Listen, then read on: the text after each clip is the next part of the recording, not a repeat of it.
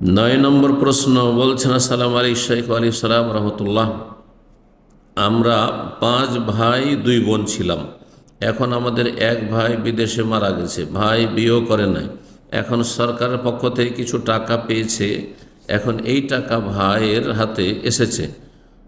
ও কোনো ভাই বোনের সাথে পরামর্শ করে নাই, সব টাকা সাদকা করে দিয়েছে। না, সাদকা করা যায় না এইভাবে।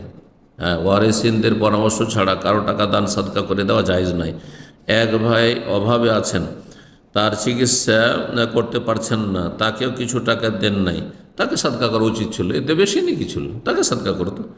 এই কাজটা কি আমার ভাই ঠিক করেছে? না, মোটেই ঠিক করে না, জায়েজ কাজ করেছে।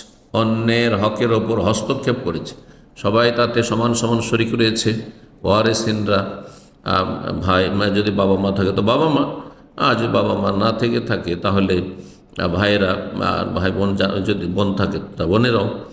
তো সবার তাতে ভাগ রয়েছে।